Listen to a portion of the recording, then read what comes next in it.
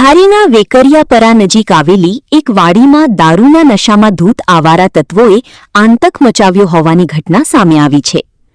વાડીમાં બનેલી પશુઓને પાણી પીવાની કુંડી અવેડામાં કેટલાક અસામાજિક તત્વો નાહી રહ્યા હતા, જેમને વાડીના મજૂરે અને માલિકે નાહવાની ના પાડતા મામલો બિચક્યો હતો। ઉશ્કેરાયેલા 5-6 જેટલા આવારા તત્વોએ વાડીમાં તોડફોડ કરી નળ અને વાલ્વ ભાંગી નાખ્યા હતા અને ત્યારબાદ લોખંડના પાઇપ વડે વાડી માલિક પર જીવલેણ હુમલો કર્યો હતો। આ હુમલાથી બચવા જતા વાડી માલિક અરવિંદભાઈ ભુવાના હાથમાં ગંભીર ફ્રેક્ચર થયું હતું, જ્યારે તેમના મોટા ભાઈ વચ્ચે પડતા અસામાજિક તત્વોએ તેમના પર પણ ઘાતકી હુમલો કર્યો હતો, જેના કારણે તેમને માથા અને આંખના ભાગે ગંભીર ઈજાઓ પહોંચી હતી અને અંદાજે 15થી 20 ટાંકા આવ્યા છે।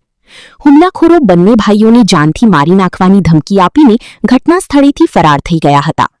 લોહીલુહાણ હાલતમાં બંને પ્રૌઢોને તાત્કાલિક સારવાર અર્થે અમરેલીની શ્રી શાંતાબા જનરલ હોસ્પિટલ ખાતે ખસેડવામાં આવ્યા છે। વેકરિયાપરાના 2 પ્રતિષ્ઠિત પ્રૌઢો પર થયેલા આ હિચકારા હુમલાની વાત વાયુવેગી પ્રસરતા સમગ્ર ધારી પંથકમાં ચર્ચા અને રોષનો માહોલ જોવા મળી રહ્યો છે। રિપોર્ટર મૌલિક દોશી, અમરેલી। તમારું નામ? તમારે આ શેના સાતું માથા પૂછતી હતી? અમારે માલિકભાઈ મારા મોટા દીકરા છે અને કુંડીમાં અમારા તત્વો નાતા હતા, એને ધક્કો આપવા ગયા તમે આમાં નાવમાં ઢોર અને કુંડી છે, સીધો એને વાર કર્યો પપ્પા અને ભાઈઓ। અને કેટલા જણા હતા? 6 જણા। સીધા માથામાં માર્યો અને મારા બીજા ભાઈ છે એના હાથમાં ફ્રેક્ચર થઈ ગયું છે, પછી ભાગી ગયા। તમારું નામ શું અને કયા ગામના? અરવિંદભાઈ ભુવા, ધારી વેકરિયાપરા રહી છે।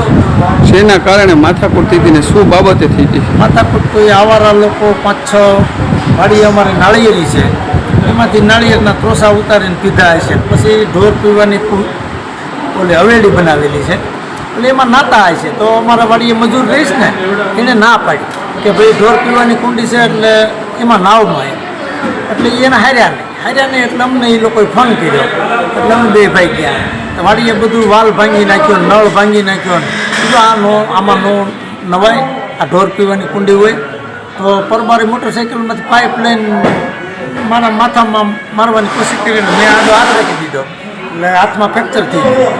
પછી મારા ભાઈ મોટા ભાઈ હતા એટલે એમને પછી મને પાઇપ માર્યો એટલે હું ભાગ્યો તો એમની ઉપર 4-5 જણા જૂતી પડ્યા। કેટલા જણા હતા?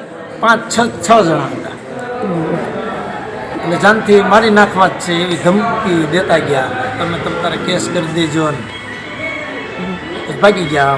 અમારાથી મોટા ભાઈ પડી ગયા, આખા લોહી લુહાણ થઈ ગયા, આંખમાં લાગી ગયું થોડુંક, માથામાં ટાંકા આવ્યા 15-20।